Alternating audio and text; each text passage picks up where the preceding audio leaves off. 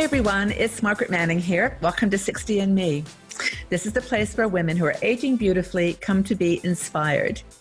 My guest today is Patti Gibbons. Patti is a fashion blogger.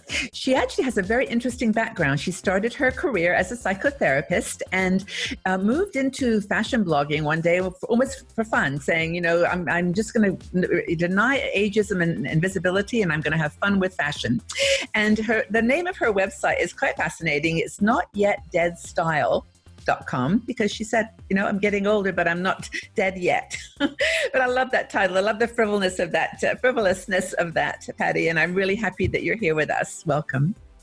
Thank you, Margaret. It's such a pleasure. Thanks. You know, we have a lot of women in our 60 and Me community who defy all the mythology about aging and love to dress up and love fashion and know what they like. And I think your site does such a great job of being both edgy and classic.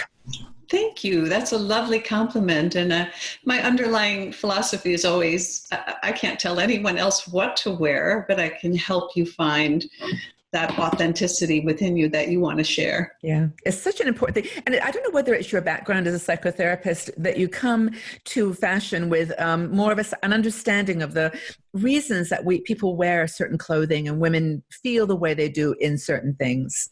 Yes, it is fascinating. And I combine that a little bit with my feminism and saying, gosh, women have had it tougher than men always as far as clothing goes. Yeah. The bright side of that is we have much more freedom to express ourselves. Well, we do. And, you know, and we've talked to another video about, you know, just the uniqueness and authenticity of choosing different fashion that speaks your voice. But there's one item of clothing that everybody... It is like a uniform. At least people have that in their mind that it's a uniform. And we all have our spectrum of how we wear it. And that is the little black dress. And yes. I would love to chat with you about this in terms of what you think what function it serves. And also, does it have to be little or black or does it have to be, you know, what is it? What is a little black dress? You're so right about that. And it doesn't have to be anything. I think traditionally it's been a piece of clothing, usually a dress, because as we've talked about before, dresses are wonderful that way. Yeah. And it's something that we feel comfortable in, something that flatters us, something that can take us from occasion to occasion, and it's always appropriate. I don't go around teaching appropriateness of dressing. However, we all know that in church and in the office and other settings, we want to be appropriate. But it doesn't have to be little, and it doesn't have to be black. You know, the reason that I was sort of laughing about it is that for me, I do have a couple of black dresses that, I mean, I like black. I know black isn't the best color sometimes for older people, but I like it. And whenever I put them on, I just feel like I can focus on whatever else I'm doing. You know, right. Like if I'm at a party, I can just have fun. If I'm at a business meeting, I can focus on the message. It's just one item of clothing that everything else takes priority. It simplifies, yes. It is a sort of uniform. However, as your question so rightly asks, does it have to be, you know, a black sheath from Calvin Klein? No, of course not. For one thing, lifestyle is important. Yes. Because not all of us, in fact, many of us retirees don't have to get dressed up much anymore. We can if we want, but we don't have to. So it can be something like a wonderful pantsuit or jumpsuit or something that just feels great on us, but without the formality of a black dress. And I think it has to be a flattering color. We know our colors that we like by the time we're 60. And some people don't love black. I happen to love black. Yes, me too. You do too. I love black, yeah. Yeah. Why do you enjoy it so much? I think because, I'm a little more overweight than I'd like to be on the bottom, particularly. I'm hippie. And for me, black, it gives me like a palette, you know, like an artist's palette, like just something I can work with. And so I love sparkly jewelry and like, you know, a color top like this, for example, or to wear with black as a accent. So, and like you just said, I feel comfortable. In black. I'm not a navy person. I don't think I own a navy item in my wardrobe. That's interesting. I'm not a brown person so are you, are you a black dress person or? I love to wear black, and a lot of the charts say, with as fair skinned as I am and light eyes and light hair, black isn't the best. Yeah. But for me it is. And I have a black knit dress by COS, COS. It's a Yes, Swedish. I know. Do you know them? Yes, They make lovely minimalistic pieces, easy pieces, and it's simple black, but it has a little modern jazz because it comes to a narrow hem. Mm-hmm. So it's a great black dress. I can wear it with this kind of casual jewelry. I can wear it with rhinestones. Yes. I can wear it with big, beautiful dangly earrings. I have a lot of scarves. I have this little, this is one of my treasures, a little Missoni scarf that I found in Filene's basement about 30 years ago. And it's just, can just be a little casual. Missoni is such a cool brand. I love their, it's cool. I love their I went colors. to Milan and they had lots of Missoni down there, and that's very, very pretty. But you're right. It's like you can take a very, that dress or whatever your outfit, and you can accent it with like jewels like I do, or scarves like you do. And so lifestyle, I think, is one thing which is really chooses your little black or your dress or your outfit, and it's also body type.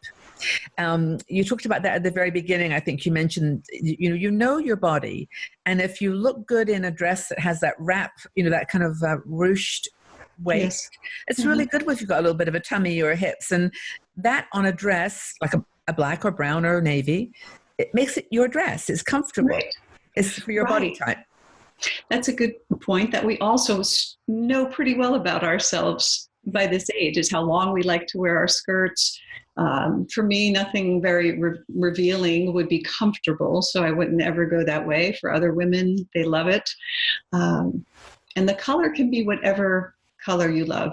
Okay. I think the key is more versatility than color. Mm-hmm. Can I dress it up with some beautiful jewelry, or dress it down with a little bandana and my cowboy boots? Yeah, I love those boots. And feel equally at home and appropriate. So it doesn't have to be either black or little. It's interesting, in Europe, we've been fascinated by the royal family recently, and we've had, the Meghan Markle's, the Princess Sussex, I think her name is now, and her big color is navy. And You're right. she just went to Australia with Prince Harry, and we were all bombarded with her different dresses.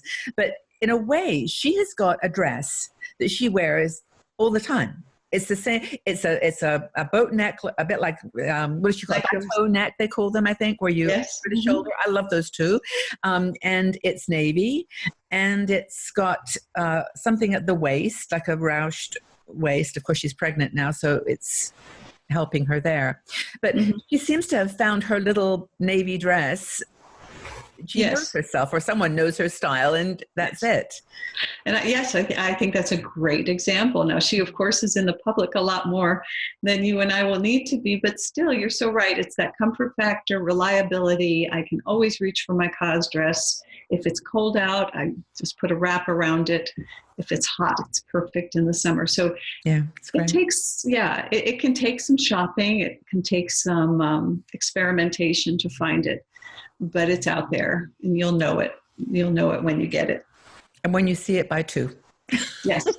Buy two. Such a great idea. Yes, because that's a good idea. Do you do that? I do. I do have a rule for duplicates, though.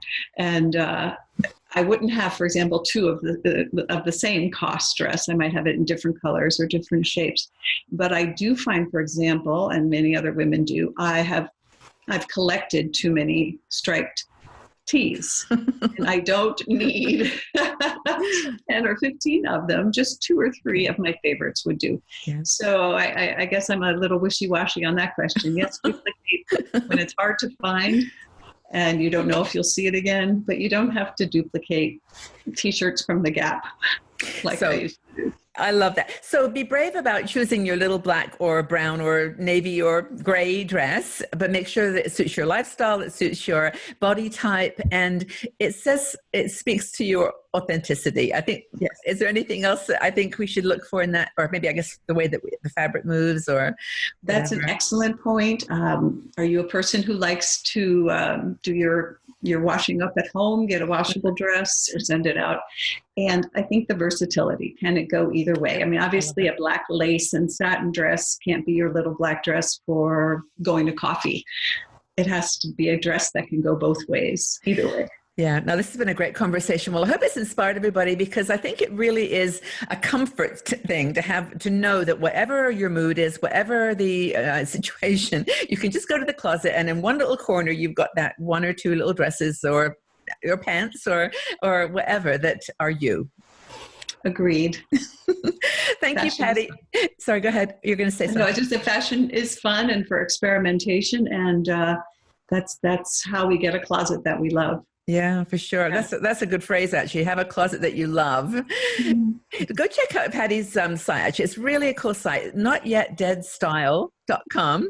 Fascinating title, but it really does speak to, I can see from your personality, you're kind of aging, beautifully and and not so much gracefully, but with passionately. Passion. Good. Thank you, Margaret. It's been delightful. Thank you, Patti. We'll talk again soon. Okay. Bye for now.